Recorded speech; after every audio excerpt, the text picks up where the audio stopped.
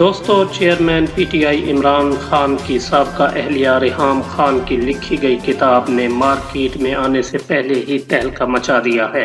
ریحام خان اور عمران خان کی شادی جنوری 2015 میں کنفرم ہوئی، جو 30 اکتوبر 2015 کو طلاق کی صورت میں ختم ہوئی۔ یوں یہ شادی صرف 10 ماہ چل سکی۔ طلاق کے بعد ریحام خان کافی عرصہ خاموش رہیں، لیکن فروری 2018 میں ریحام خان نے انڈین میڈیا کو انٹرویو دیتے ہوئے اپنے سابقہ خاوند عمران خان پر متعدد الزامات عائد کیے۔ ریحام خان کو عمران خان کی شادی سے قبل محدود طبقہ کے لوگ ہی جانتے تھے، لیکن عمران خان سے شادی کے بعد ریحام خان مشہور ہوئیں اور طلاق کے بعد اب بھی ریحام خان کا واحد تعارف عمران خان کی سابقہ اہلیہ ہے۔ آج کل میڈیا پر پھر ریحام خان اپنی آنے والی کتاب کے حوالے سے زیر بحث ہیں۔ جس کتاب سے متعلق نون لیگی رہنما حنیف عباسی نے 2017 میں یہ کہا تھا کہ ریحام خان ایک کتاب لکھ رہی ہیں جس میں ہونے والے انکشافات کے بعد عمران خان کو منہ چھپانا مشکل ہو جائے گا۔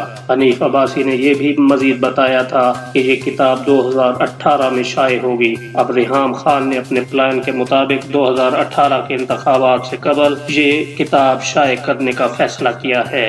اس کتاب کے حوالے سے عمران خان کے دیرینہ ساتھی اور معروف گلوکار سلمان احمد بھی میدان میں آ گئے ہیں، جنہوں نے ایک نجی ٹی وی چینل سے بات چیت کرتے ہوئے کہا کہ 2014 میں ریحام خان سے میری ایک ڈنر پر ملاقات ہوئی۔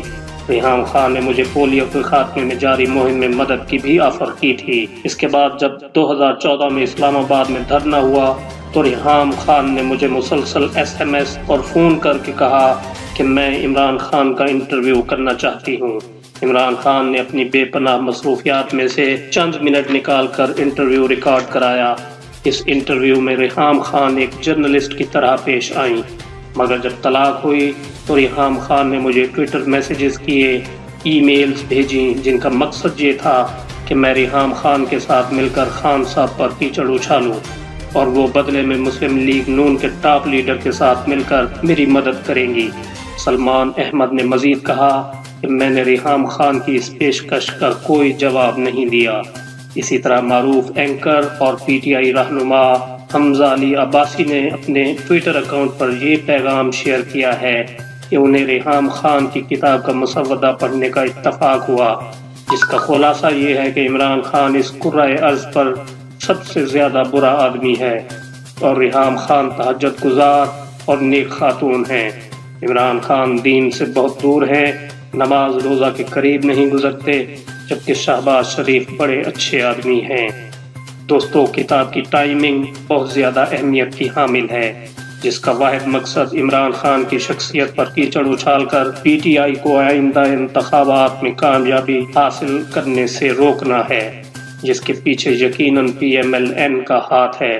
PMLN ماضی میں بھی بے نظیر بھٹو اور نصرت بھٹو کی نازیبا تصاویر کو ہوائی جہازوں کے ذریعے پورے ملک میں گرا چکی ہے۔ اس مہم کے انچارج حسین حقانی تھے اور آج بھی سوشل میڈیا پر ریحام خان اور حسین حقانی کی ملاقات کی تصویریں گردش کر رہی ہیں۔